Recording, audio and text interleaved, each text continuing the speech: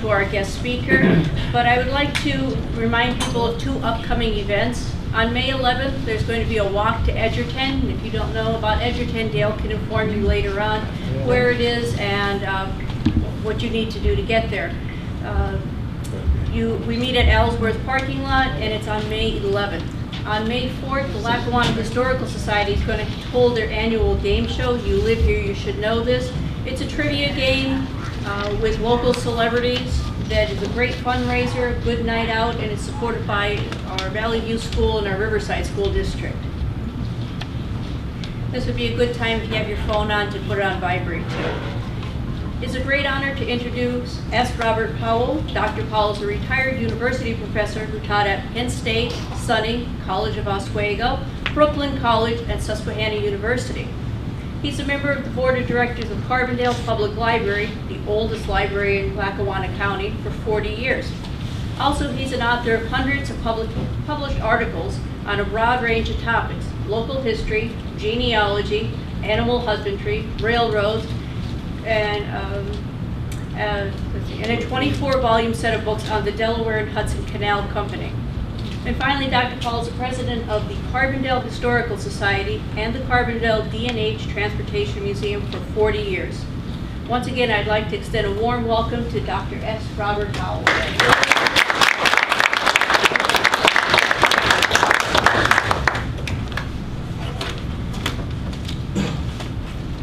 It's a great honor and pleasure to be here. I didn't realize I knew so many people from Archibald. I know a lot of people in the room, and that's very nice.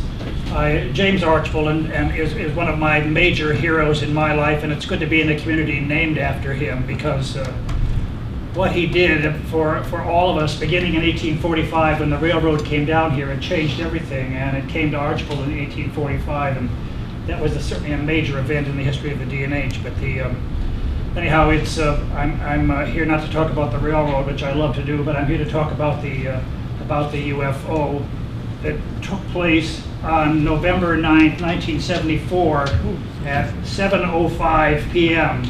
A UFO was observed directly over the pond, the silt pond in Russell Park by the cemetery, by two boys who were on the D&H Railroad right-of-way in Childs. At 3:30 p.m., these two boys saw a UFO in the middle of the afternoon. On the following day, that night, three Carbondale teenagers, Robert Gillette, Bill Lloyd, and John Lloyd, saw a UFO, and they reported it to the police. Let me read a statement I have here from them. Around 7 p.m., according to statements later made to the police, Bill Lloyd, his brother John, and their friend Bob Gillette were walking along 12th Avenue, which borders the local football field, then vacant. Suddenly they heard a noise in the sky. They looked up and saw something coming over the mountain, which abuts the eastern end of the street. It was a yellow-white thing with red sparks shooting out of it, said John Lloyd. It was like a falling star coming down. It was flying east to west, said Bob Gillette, and it sure was fast. It was sort of like a yellowish red star and came down in an arc. I didn't see any tail or sparks on it. The youth said they watched it sail over the football field when it fell out of the line of vision. Seconds later, they heard it hit the water. It made a sizzling sound, said John Lloyd, a fizz, like when you throw a cigarette into water. It was lower pitched, however. To the west of the football field was the pond that covered roughly an acre. Decades earlier, when Carbondale was a coal mining capital, the pond had been part of a coal washing operation. The boys ran to the pond. They told police they saw a light coming from the bottom of the pond, about 20 feet from shore. It was orange with a sort of red glow in the middle, said Gillette. It was about 5 feet in diameter. It got brighter, then dimmer, then brighter again, and kept doing that, back and forth. It was glowing like a flashlight, said John Lloyd. The air smelled funny, like gas from a stove. The boys called police. The boys told police. They ran back to the Lloyd brothers' apartment 3 blocks away to tell an older brother what they had seen. Other neighborhood teenagers went back to the pond with them, saw the light, and then phoned the police. So they called the police at 7 o'clock. They saw it, then they called the police at 9:10. After making the phone call at 9:10, the group returned to the pond. The light now seemed to have moved about 10 feet closer to the shore. It was still going from bright to dim to back again to bright. Bob Gillette later reported, sometimes it also seemed to be moving under the water, but that could have been just the movement of the waves. The teenagers waited for the police. An hour passed, no policemen arrived. At 9:10, they called the police again. So at 7 o'clock, they saw it, they called, nobody came. 2 hours later, they called back to the police department. The police came. The chief of police at the time was Paul Kelly, who was a wonderful man, who was out of town at the time. And so the person who was in charge of the police department was Detective Sergeant Francis Dottle. I knew Francis Dottle very well. He was he was full of spunk and fire, and he had, I think he sort of wore symbolically boxing gloves his whole life. He was always ready to to go at it with anybody who for any reason whatsoever. He was a very likable, lovable guy, but he was one of these guys who just loved to sort of always be right in the middle of controversy and fights and things. And so he came. The chief of police was out of town, so he came up to the silt pond, and with his assistant, whose name I have, Patrolman Mark Trella. They arrived at the landing site, and they fired. This is very typically Francis Dottle, Mitch Dottle, as everybody called him. They arrived at the silt pond at Russell Park, and they fired 4 rounds of gunfire at the submerged object in the pond with this light. They shot at it with their police weapons. So it was a great to do on Friday night when this all happened, and things then sort of settled down until Saturday morning. At Saturday morning, things really went into high gear, and let me tell you. Let me find my appropriate sheet on that.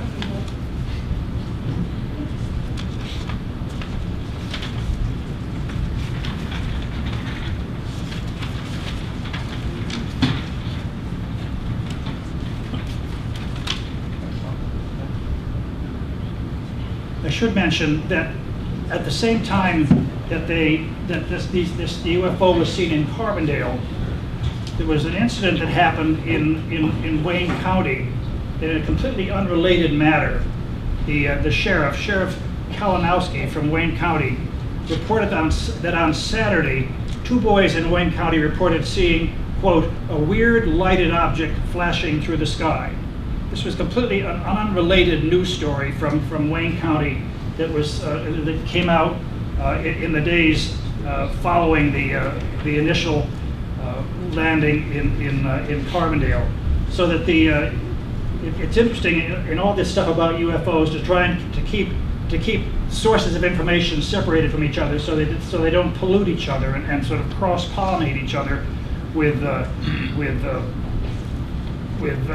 stories that are made up or invented, but they're completely independent reports, which makes it very, very hard to sort of separate fact from fiction. So Saturday night, things were pretty crazy. On Sunday morning, things quieted down on Saturday night. On Sunday morning, 1,000 people had gathered at the park.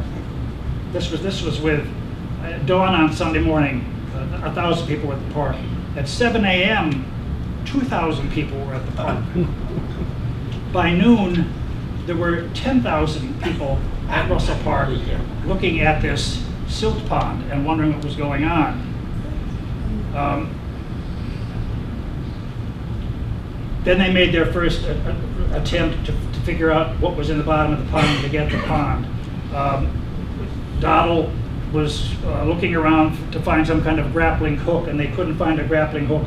So ultimately what they found was a fishing net on a pole, a fish retrieval thing. And they went out into the pond, and they made an attempt to sort of scoop up this, whatever it was, in the bottom of the pond, and they couldn't get it, but they then scooped up some muck and things into this recovery net. And Donald, being the high energy person that he was, they decided it was not radioactive and that it was benign, and they did a quick analysis of the muck which came up in this net from the bottom of the pond. They dealing with the crowd was an interesting phenomenon, because like 10,000 people standing around Russell Park looking at a silt pond where nothing seemed to be going on. As I say, by noon there were 10,000 people in the area. Police with bullhorns moved the crowd back to the parking lot adjacent to the football field. The roads leading to the park were roped off. A lane was kept open for emergency vehicles. The crowd thinned only slightly. Many people took positions on nearby hills and watched with binoculars. Donald was considering draining the pond and trying to locate someone with the necessary equipment. During the afternoon, Sergeant Bailey arrived from Wayne County with the scuba equipment and volunteered to dive for the object. Donald said, "No, I don't want anyone in the water until Hynek's men said it was safe." This Hynek, I'll tell you about him in a second. "And I don't want to stir up the crowd. If they saw somebody going up in this, someone going in with scuba equipment, there's no telling what they might do." Dozens of newsmen arrived and tried to get past the ropes. Donald wouldn't let them by. There wasn't even a light to show them, and there were newsmen. If the crowd saw one of the civilians pass the ropes, it could have been troublesome, said Donald. So then they've created a whole era of don't go near it. And at this point, Donald went into action by notifying lots of people. On the scene, Douglas K. Danes of Portchester, New York, regional director of the Mutual UFO Network, and dozens of other people appeared at police headquarters with credentials of one sort or another. Donald turned most of them away, except he accepted the credentials of two people. One, Matthew Graybar, executive director of the UFO Research Information Center, Philadelphia, and Robert D. Barry, director of the 20th Century UFO Bureau, Collingswood, New Jersey. When Donald first appeared on the scene at the pond, he started making phone calls to all manner of people, telling them, "We've got something going on here in Carbondale." And that's how it sort of got into the official kind of network of communications between one government agency and another. And so that these people started to arrive on the following day very quickly at the park. Two more scuba divers offered to make the recovery attempt. They identified themselves as Dr. Lawrence Berry, professor of psychology and geology at Temple, and George Kelly, instructor in meteorology at Temple. Donald told them to stand by. Robert Berry, 20th Century UFO, passed out religious pamphlets saying the world was coming to an end. We had a religious aspect to the whole thing, so that there was a lot of controversy involved. The thing which is interesting is the fact that as soon as Donald arrived on the scene after they shot into the pond, he started calling people, telling them about this, and then news spread very quickly, and a lot of people got involved in the process. So that all day Saturday there was this wild hysteria going on at the pond, and things quieted down overnight, and then on Sunday the whole area was cordoned off for 12 hours. No one was allowed anywhere near the silt pond. Now, those 10 or 12,000 people, that must have required a certain amount of high energy to cordon off that area. but for 12 hours on Sunday, nobody was allowed anywhere near the area. Interestingly enough, in that 12 hours, in that 12-hour period, people, of course, were sort of seated on the bank, high up on the bank, and could sort of see certain things. They could sort of see into the Russell Park area, but they weren't allowed anywhere near it. And whether you are a UFO believer or not, Sunday, interesting things happened on Sunday, which really fanned the flames of credibility for what happened in the park. Over the years, I would think probably 15, 20 people that I know well, have known forever, and whose credibility is as high as you could possibly want. They're solid, reasonable citizens. They're not lunatics, very respectable people. They said to me, "Robert, here's what I saw." And the interesting thing is that the two things happened during this 12-hour moratorium at the park where no one was allowed near it. One was the appearance of a large flatbed trailer, a truck, big flatbed trailer arrived, and men wearing uniforms. Nobody has come forward to say what kind of uniform, but people wearing uniforms were on this flatbed trailer which went into the Russell Park area. And also a sort of bread truck type vehicle, sort of a boxy bread delivery kind of vehicle, also appeared and went right in. Later after they had gone in, people, as I say, some very solid, respectable people have said to me, "Robert, here's what I saw. I saw a large object be wrapped in plastic, put on the flatbed trailer, and went out of the park. It didn't stop, but with police protection escorts, it went out of the park." Yes, sir. It was covered with a tarp also. With a tarp. People talk about black plastic. I didn't hear. I wasn't aware of the tarp, but that's interesting fact. But the object, some kind of object, was covered in a tarp and in black plastic, and then went out of the park. The other vehicle, this van type truck, small van, went in and never came back out. And if you know the area up in the area of Russell Park, I think probably what happened, the exit for that is, there are a lot of mine roads and things which one could have continued in the back behind Russell Park, and one could have come out the back way. But that van type vehicle never made a return trip back out where all these thousands of people who were gathered who might have seen the park. But this object is very intriguing to me personally about the fact that so many people have told me that they saw this truck happen. So a lot of people, a lot of doubters and skeptics say, "Oh yeah, sure, fine, yeah, it was a meteorite." But then what was on this truck? Where did they get it? Where did it go? Why was it being taken out with all this security that was associated with the departure of this truck? So there was a lot of strange feelings in the air after this Saturday departure of this truck with the vehicle. Sunday, as I say, the area was closed for 12 hours. On Monday, they went in there, and Doddle and the others had a boat, and they went out and they launched the boat. And at 2:35 on Monday, they retrieved from the bottom of the sill pond a railroad lantern. At 6 p.m. on Monday, the city of Carbondale held a press conference on the whole event.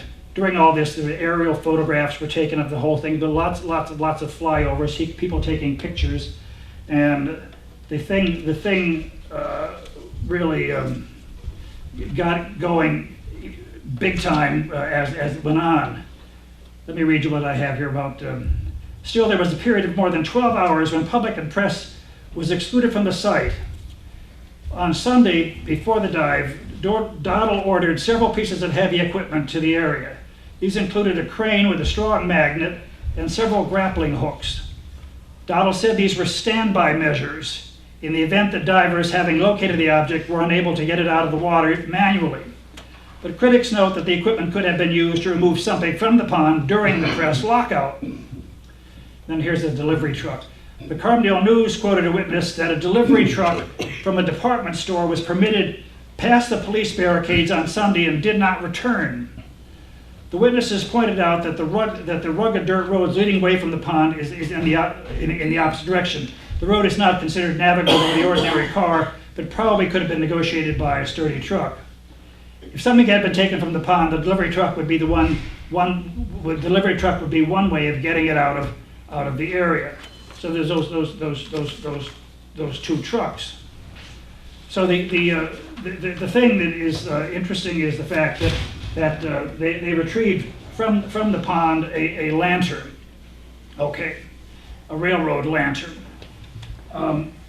Some of you probably knew personally Charlotte Morrow, who was mayor of Carbondale. Charlotte was a dear lady, was mayor of Carbondale for quite a number of years, and Charlotte was a very, I liked her a lot. She was a very dear person. But she was a very mouthy, loud person. If Charlotte was within 2 blocks of you, you knew she was there, because she never said anything in sort of in a low tone of voice. She was always out there proclaiming something or other. She was a great advocate of all manner of causes. Anyhow, I was on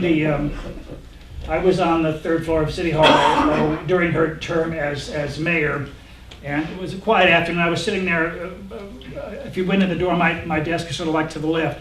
And Charlotte, very uncharacteristically, she appeared at the door, and she was such a strong-willed, vocal person. I thought, well, if she's got something to say, she's going to let her take the lead. She's coming to see me. Let her say, hello, Robert, or what's going on, or whatever. She came to the door, and I could see that she was at the door.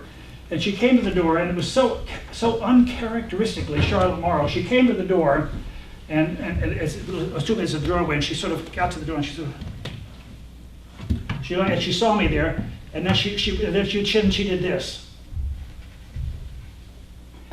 Extended her hand, and with this lantern in it, and I said nothing. And then after I had it in my hand, she sort of quickly made an exit, went back down the stairs. I didn't say a word to her. She didn't say a word to me. It was so unlike Charlotte to be that kind of way. Usually she would walk in, well, Paul, what the hell's going on up here? That kind of attitude. But she said nothing this time, and she just sort of handed off like she was trying to sort of hand off a controversial object. I think what she was doing is the fact that at this press conference on Monday, where all these officials and the police and everybody else, they had the lantern. They had a lantern, and I think the lantern probably just sort of stayed in the office of the mayor in City Hall for several administrations, and then it got to Charlotte. And when she was going out of office, I think she decided that she wanted to get this into sort of the right hands, so to speak. She wanted somebody else to have this. She didn't want to leave her term of office with it sort of on a cabinet or in a desk. She wanted to get it to the Historical Society. So she gave it to me, and that was it. I never asked her, what's the story on the lantern, Charlotte? Because I mean, it was if she wanted to tell me something about the lantern, she would have told me something about the lantern. And I thought, well, I'll just sort of, I'll let her take the lead, and she said nothing about it, and that was that. So that sort of leads me to believe that maybe this is probably the lantern that was in at the press conference on Monday about this UFO, and I think this is probably the lantern. May or may not be the lantern that was retrieved from the sill pond. But anyhow, as it turns out, it's a perfectly good railroad lantern, which I then took and put on display in one of our display cabinets with other railroad stuff. Even though I know that it's got this association with the UFO. But the thing which there's so many interesting stories that have emerged from these events, which I very rapidly sort of outlined for you. people have come forward with all manner of things. Somebody told me not too long ago that they worked at the radio station WCDL right up there on the top of Salem Mountain, not too awfully far from where the UFO is said to have landed. And one of the people who worked for WCDL at the time said to one of these sort of quasi-military types or police, I can hardly wait to get back to the radio station to sort of talk about, to spread the word. They came, a whole bunch of them came down on him big time. Keep your mouth shut. We don't want a single word said about this broadcast on WCDL. Okay. And it was true that not a word was said about it on WCDL. Also, an interesting thing about about much of this UFO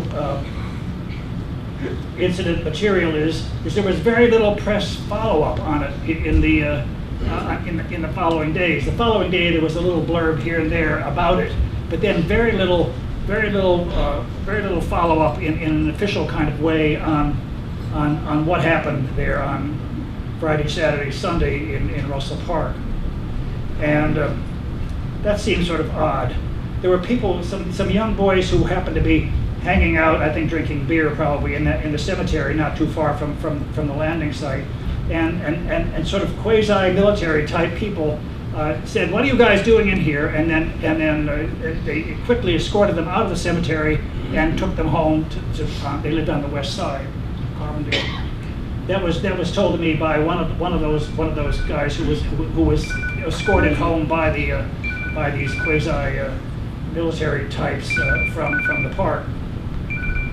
The fact that these 10,000 people have materialized so quickly, somebody said to me, "You know, Robert, that was the area when everybody had a CB in their vehicle, and so word spread very quickly, and people started arriving from all over the place. That may have accounted for that sudden explosion of 10,000 people in the park within really record time."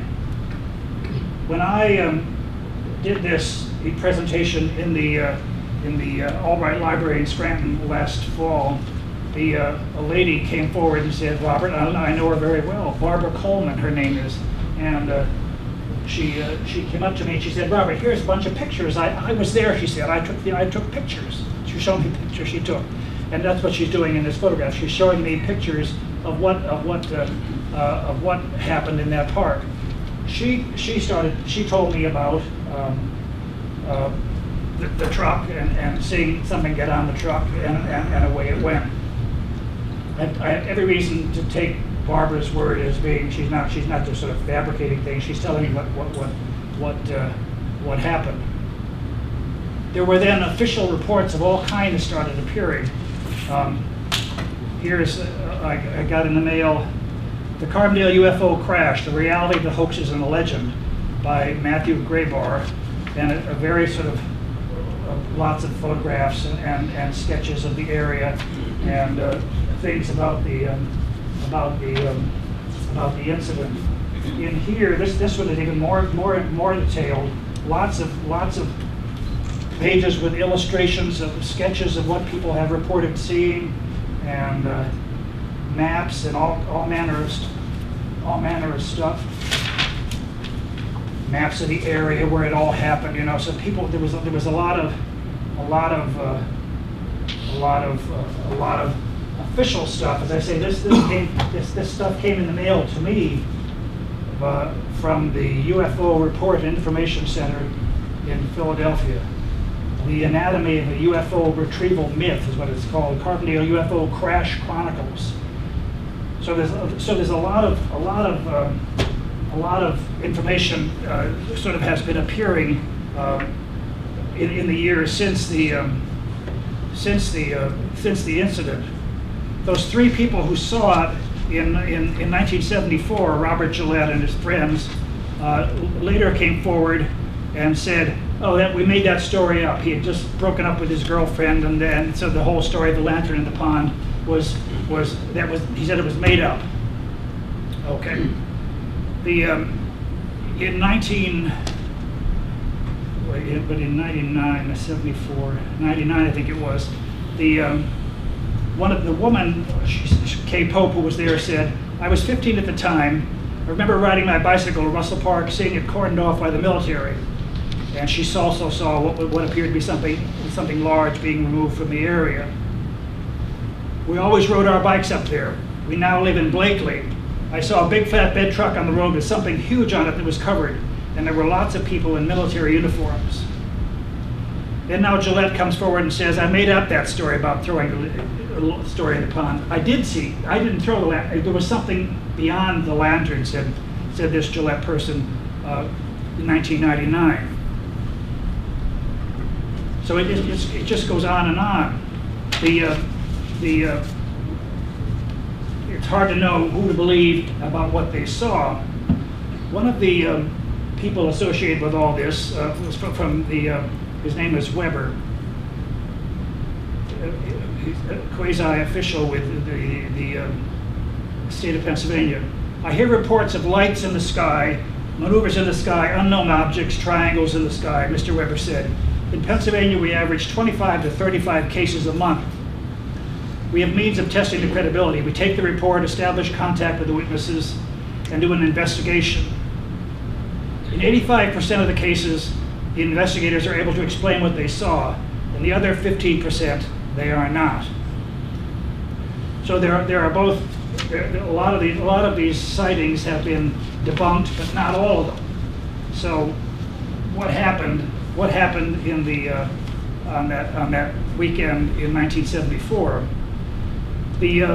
As I think many of you know or realize, I mean that was the area when all kinds of Soviet space exploration was going on. There was lots of Soviet space garbage coming out of the skies all the time, and people have advanced the notion that what was coming out of that an object did land up there, and that it was probably a part of a Soviet satellite, which explained why all the military type stuff going on. Let's get that satellite or whatever it was that came out of the sky and study it and see what we can learn about what just came out of the sky, if it was in fact a part of a Soviet satellite. That's what a lot of people have come forward to say about what went on in the sky. The thing which is so interesting to me is that when independent reports start coming up with the same facts, it sort of raises the level of credibility. Here were these kids in Wayne County who had nothing to do with what was going on in Carbondale, saw lights in the sky.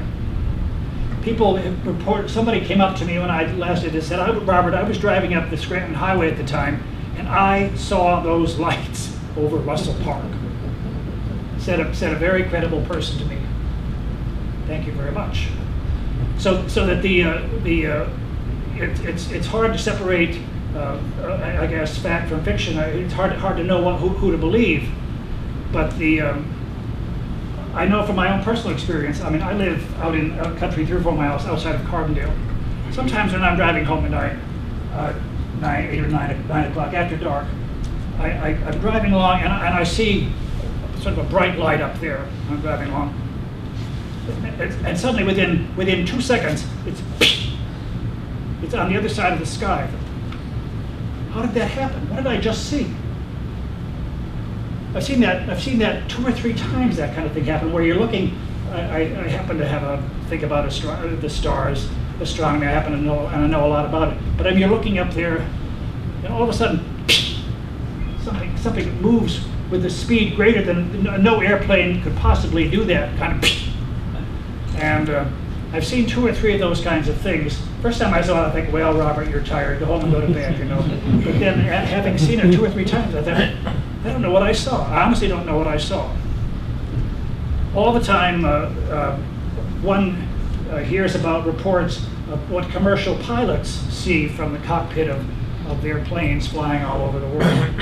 And there have been a lot of reports by commercial pilots who sort of say, you're not going to believe what I think I just saw, this kind of stuff, but reports by people seeing things in the sky.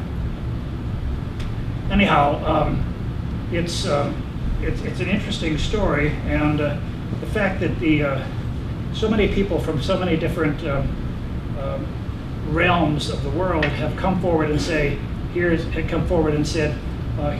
what I saw. makes one, if one wanted to be skeptical, one would have to sort of, you'd have to, I need a better explanation than maybe it's true or not true. I mean, it seems like there's a lot of information out there that has to be sort of sorted through. If one could devote a lot of time and a lot of energy to sorting it all out. I mean, I don't consider myself to be an expert on the topic by any means. The Historical Society happens to have a very substantial folder of stuff on it, and I familiarize myself with the material in the folder enough to be here. But there have been a lot of studies done, and I think maybe there's probably a lot more to be said on it. Maybe someone here in the room has had experience of seeing that kind of those kind of lights in the sky, or maybe even on that fateful day in 1974, maybe somebody from the perspective of Archibald saw it. But I don't think it can be. I'm not even sure what my own personal stance on it is, but there are a lot of things one sees in the sky that are unexplained. But the thing which really has me taking it all very seriously is the fact that when people who I've known well for a long time and whose seriousness as a human being with both feet on the ground have told me what they have seen or what they saw that night or since then, that makes me sort of think, well, I think this has to be taken seriously. So it's a very interesting topic, and one that is it certainly, there's a lot more that could be said, probably maybe and should be said on it. But anybody have anything they want to add at this point? Sarah, you happen to know about a TARP. What was your source of information on that? Well, myself and my father went up, we were standing there. The flatbed went in, it was a flatbed truck, and you're right, it was looked like a red utility truck, like you said, but it looked like military to me. I'm not sure. And it went in empty, and it came out with something on it. That's for sure. What was that something, and where did it go? What it was, I had no idea what was on it, but there was definitely something on it. I think that certainly. It was definitely. I thought it was military. My dad was in the military, and he thought it was military. He's since passed away, but. That certainly supports the notion that it might have been that maybe some space garbage came out of the sky and it was being quietly and quickly taken off to some military base for study and analysis. Joe? Or Tom, sorry, Tom? Yes. Is there any chance it could have been Saturday night instead of Friday night in your report? I thought it was Saturday night. I saw it. Let me look at It was Saturday night. Did I say Friday? It was Saturday, yes. You did say Okay. Friday. I thought it was Saturday. May I speak on that? Oh, sure, yeah, by all means, yeah. Saturday night, November 9th, 1974. Yes, Saturday night. I shall never forget what I saw. I know where I was going. There was a mass across the street, 7:30. Leaving my home up on the hill, 7:05. Looking over Salem Mountain, the horizon, there was the sphere, an orange-colored ball going towards Carbondale. It wasn't going fast. It was a little blurred because of clouds or whatever, but it was Saturday night, 7:05, and I didn't hear about it later on. I made a note of it. Definitely, it was that light. Salem Mountain up there, the horizon, going towards Carbondale. There's a good website, casebook.com, UFOcasebook.com, Carbondale, and the doctor mentioned 4 shots. He mentions 6 shots fired into the pond, and one of the policemen fell off the boat, and there was quicksand there. He had a struggle getting out, and the names are named. Monday was a holiday, you recall that? Veterans Day. So we spent the day observing there what was happening down there. It was a festive atmosphere then. Like, it's over at 4 or 5 o'clock, go home now. You know, Dr. Coffin was the mayor. I think he wanted the people out of town that way. And Doctor mentioned briefly the Wayne County experience, which interferes with your Carbondale topic. I have information on that right here. I have the name of the boy who was killed and all that, and what happened in Wayne County, but I won't take that. Yes, sir. I remember the incident. Hi, Joe. My name is Joe from Jessup. I remember the incident well. I was at my uncle's store in Jessup, and we were going to go up, and the customers were saying there's too many people up there. Now, I have a question. I've never been to Russell Park. Is it deep enough? Is that pond deep enough to have had a UFO submerge into it? It could have been. I mean, some of those. It was. Some of those ponds were very deep. I mean, it could have been 25 or 30 feet deep. I mean, depending on the mining activity in the area. But I don't know how deep that was. But I don't think it was that deep. I think it was 8 or 10 feet maybe max. I mean, maybe not even that deep. But the pond for years was in that far back corner of Russell Park, and depending on the mining activity that specifically that took place in that area, the depth of the pond could have been anything. But the fact that this lantern, this glowing light, was sort of seen in the pond, I think if it had been down like 20 feet, you might not have seen it, but 8 or 10 feet, the visibility would have been. So I don't know if anybody's ever gotten around to saying how deep they thought, how deep the pond. Maybe in one of these reports it mentions how deep the pond was, but I think maybe 8 or 10 feet is. Yes. Probably that's right. I also have something to add. I worked with someone from Carbondale, about my age, and he told me that it was his cousin that threw the lantern in the pond, and he said that they didn't realize they got scared at first when they saw people coming around and the light was reflecting, and that they ran away, and then when they saw that everybody was coming, they were getting a kick out of it. And that was what he had told me. But I will say that, I'll add that I certainly do believe in UFO activity, because I saw one where I was coming out of work in Dunmore. I can't pinpoint the year trying to do that. But I was on third shift, and we used to go over, a bunch of us used to go over to, this was like behind the Price Chopper. We used to go over to the donut shop at 2 o'clock in the morning, and the group I was with left first, and I was alone, and I got to the place as they had already gotten in, and as I was getting out of the car. And I'm saying this is probably in the 80s, from 88 to 92, somewhere in there.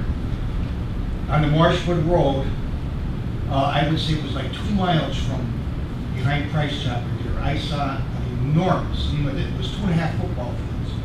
And I've seen pictures of it on UFO shows. It was almost shaped like a figure 8. It goes extremely slowly, and it I would say maybe got to 1,000 feet, and then it went. And when I went into work, I asked if anybody else saw it. They said no, but they had already been in. So I am not discrediting anybody's opinion, because I've seen something myself too. But that's the story that this guy gave me at work, my friend. That it was all a hoax. I think that kind of completely a story like that, completely unrelated to any sort of information out there in print. I think that's the kind of information which really opens the door to credibility. If such people saw such things who were 10 miles away and were not connected to it in any way at all, that helps enhance the credibility of the story. Thank you for Tom for the clarification. I knew I was talking about a 3-day sequence, and I got my days mixed up. It was Saturday, Sunday, Monday. Yes, Monday was the big day with the holiday. The Saturday night was when, and then Sunday was the quarantine, and then Monday was the press conference. Yes. Doctor, how could young teenage boys get in possession of a valuable lamp such as that? Well, Why would they have it? it could have been belonged to their father, grandfather, uncle, a railroader. I mean, it's not a especially rare object. I mean, so it could have been a family possession. So the kids themselves might not have had it, but somebody who worked for the railroad in the family could easily have had it. How long did they claim that light was lit in the pond? Oh gosh, the lights, it went on all day Sunday, the light was still going on, and 3 a.m. they say. 3 a.m. But I mean, this a new battery in this thing, it would go for weeks. It's got a huge battery in this lantern that would keep it going for a long time. And it does seem, it's so sealed up that I can believe it could be waterproof too. I don't know, I have never tested it, but I believe it could be waterproof. Yes, sir. The lantern company was contacted after the event, and they said it would last about 8 minutes max underwater. It was a 6-volt. If water got in, it would probably cause problems. But I don't know whether that's. I never tried it, but it seems to me this is pretty hermetically sealed. I mean, I'm not doubting anybody's word on it. Yes, sir. What's tested? Pardon me? What's tested? Get a bucket of water. That's what I thought. Oh, that battery's dead. Even our guy You know, it's yes, sir. Those teenagers story later on, like years later, Did they what? they recant, no, it was the ones who claimed it was a hoax. Yes, they went back and forth on their story. Years later, initially they said, of course, it came out of the sky. Then years later they said, no, it was we made it all up. And then now they say we didn't make it up. So it's their credibility. They seem to change their mind with the passing breeze. But they were involved with it. But what? How one can't make, you can't connect the dots. How can you connect these teenagers getting the police involved with the first person recollection of this man who saw something in the sky as well? I mean, so there's something. What that man saw was not connected to these three teenagers. Dale. There's a retired firefighter from up the valley. I don't want to use his name there. He was there. He told me, he said, I told you enough, I'm not going to come down here, but he said it was part of a satellite. I'm not sure if they ascertained it was Soviet at that point. He said it did turn out to be Soviet, but he said, just like when the Columbia shuttle came down, there's all governments, every part had to be picked up. Same thing there. That's what he told me. He said, I told you enough already. He said that's what it was. And he was there when they loaded on that flatbed truck, and it was military, that truck. They were in contact with a Russian news agency also, so that would make sense. Yes, the space garbage story makes it's easy to believe it because of the for me it is anyhow, because of the at that era such events were not that rare, but and maybe something did come down and whether it splashed into the pond or whether it may not, it could have crashed into the ground next to the pond and then was retrieved and put on a truck and you have such a quizzical look on your face, Tom. What's wrong? What side am I on, you know? Doctor, what's your opinion? What's your theory? My opinion is I think something did come out of the sky. I mean that I can believe that because of what people saw go onto the flatbed truck and out of the park. It went in empty and it went out with something on it. That strikes me as being whatever it was.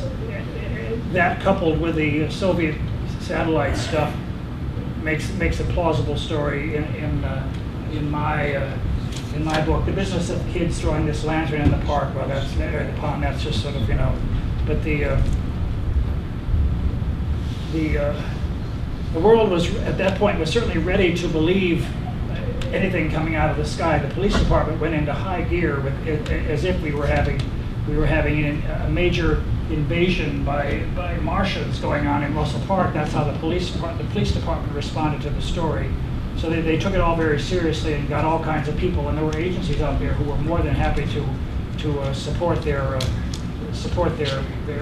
belief about what happened. It's without the flatbed truck story and the large object and people who saw that whole truck. The truck is a very strong component, which makes me want to believe something came out of the sky. That seems like that's an easy pill to swallow. Without the flatbed truck and the large object on the truck, I would say, yeah, right, sure, yeah, thank you very much, and call it a day. But the military type uniforms in the truck and the object adds a lot of credibility. At the same time, the stories like this man mentioned, seeing things in the sky, and what Tom saw coming out of the sky, saw the light.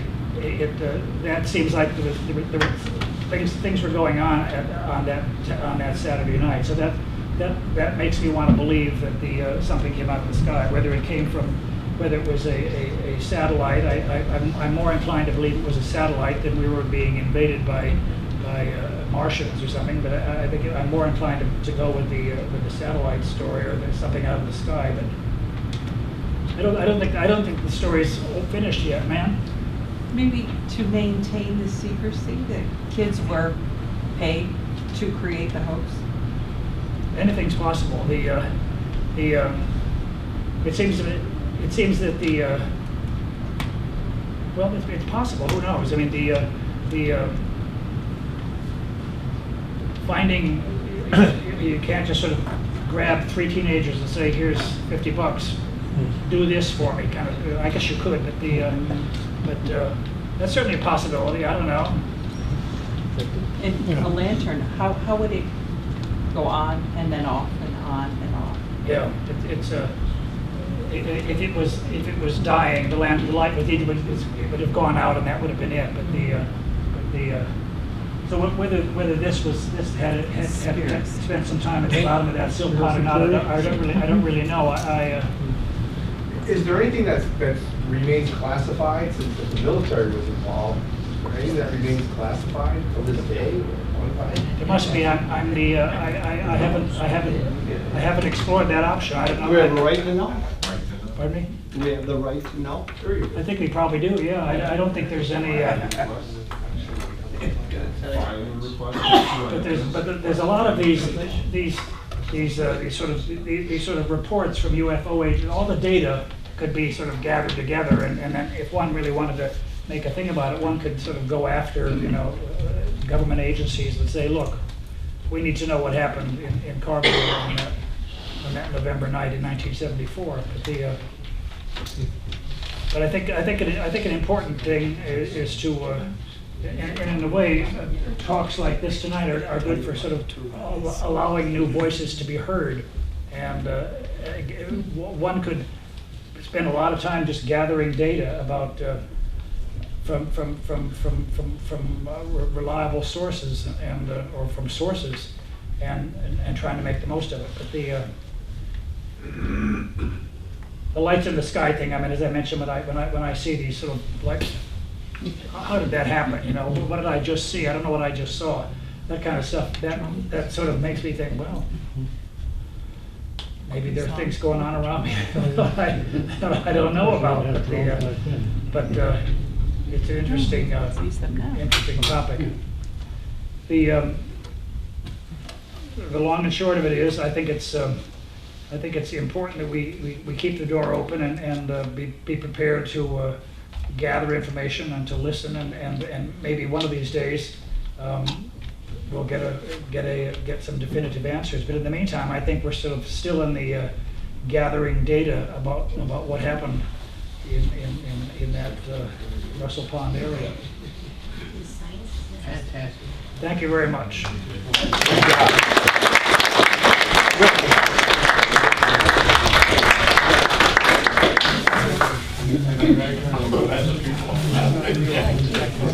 I want to thank everybody for coming out tonight.